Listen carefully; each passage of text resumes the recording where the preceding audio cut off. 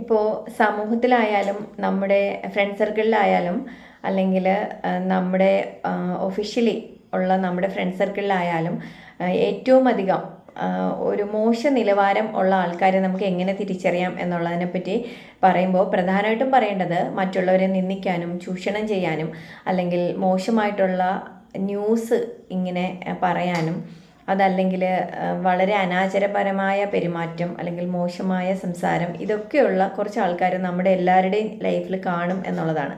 അപ്പോൾ ഇത്തരം നിലവാരമില്ലാത്ത ആൾക്കാരെ പറ്റി പറയുമ്പോൾ അതിൽ ഏറ്റവും പ്രധാനം ഇവർ ഒരിക്കലും ഒരു വളരെ പോസിറ്റീവായിട്ട് സംസാരിക്കുന്ന പെരുമാറുന്ന ആൾക്കാരല്ല. അല്ലെങ്കിൽ എന്ത് കാര്യം നമ്മൾ എന്ത് സന്തോഷമുള്ള കാര്യം പറയുമ്പോഴും പോസിറ്റീവായിട്ടുള്ള കാര്യം പറയുമ്പോഴും അതിൽ നെഗറ്റിവിറ്റി മാത്രം കാണാൻ ശ്രമിക്കുന്ന ആൾക്കാരാണ്. മാത്രമല്ല വളരെ നാരോ മൈൻഡഡ് ആയിട്ടുള്ള ആൾക്കാരായിരിക്കും. ഒരിക്കലും ഓപ്പണായിട്ട് ഒരു കാര്യങ്ങളും സത്യസന്ധമായിട്ട് പറയാനോ ചെയ്യാനോ ഇവർ ശ്രമിക്കാറില്ല. ഒരു ബേസിക് മാനേഴ്സ് പോലും പെരുമാറ്റത്തിൽ കാണിക്കാത്ത ആൾക്കാരാണ്.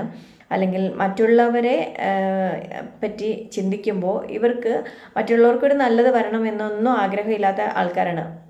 അതിനപ്പുറം പണത്തിനും അല്ലെങ്കിൽ വളരെ സ്വാർത്ഥ താല്പര്യങ്ങൾക്കുമാണ് ഇവർ ഇമ്പോർട്ടൻസ് കൊടുക്കുന്നത് എന്നുള്ളതും എടുത്തു പറയേണ്ട ഒരു കാര്യമാണ്. അതുപോലെ തന്നെ ഉത്തരവാദിത്തങ്ങൾ ഞാൻ പറഞ്ഞു, ഒരിക്കലും ഏൽക്കാൻ തയ്യാറാവാത്ത ആൾക്കാരാണ് ഇവർ. മാത്രമല്ല എന്തെങ്കിലും ഒരു പോരായ്മ വന്നാൽ അത് ഭംഗിയായിട്ട് മറ്റൊരാളുടെ ചുമലിൽ ആ ഒരു ഉത്തരവാദിത്തം കൊണ്ടുവച്ചു കൊടുക്കാനും ഇവർക്ക് വളരെയധികം ഒരു പ്രത്യേക കഴിവാണ്. ഇനി ഒരിക്കലും സത്യസന്ധതയോടുള്ള പെരുമാറ്റം ഇവരുടെ അടുത്തുനിന്ന് പ്രതീക്ഷിക്കേണ്ട, കാരണം അങ്ങനെ നമുക്കത് കിട്ടില്ല എന്നുള്ളതാണ്.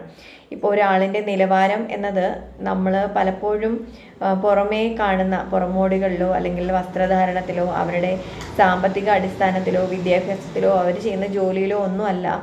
പകരം ഒരു മറ്റുള്ള മനുഷ്യരോട് കാണിക്കേണ്ട ആ ഒരു സ്നേഹം അല്ലെങ്കിൽ സഹാനുഭൂതി അല്ലെങ്കിൽ ഇവർ പുലർത്തുന്ന സംസ്കാരം, സദാചാരം, നല്ല രീതിയിലുള്ള പെരുമാറ്റം, ഒരു സഹജീവിക്ക് ഒരു വിഷമങ്ങൾ വരുമ്പോൾ അല്ലെങ്കിൽ ഒരു കഷ്ടപ്പാട് വരുമ്പോൾ എങ്ങനെ കൂടെ നിൽക്കുന്നു എന്നൊക്കെ ഉള്ളതാണ് ഒരാളിൻ്റെ സ്റ്റാൻഡേർഡ് എന്താണ് എന്ന് നമുക്ക് മനസ്സിലാക്കി തരുന്ന സാഹചര്യങ്ങൾ. അല്ലാതെ ഒരിക്കലും ആ ഒരു പുറമോടി അല്ല എന്നുള്ളത് ഒന്ന് മനസ്സിലാക്കി ജീവിതം മുമ്പോട്ട് കൊണ്ടുപോകാൻ ശ്രമിക്കുക എന്നുള്ളതാണ് നമുക്ക് ചെയ്യാൻ പറ്റുന്നൊരു കാര്യം എന്നുള്ളത്.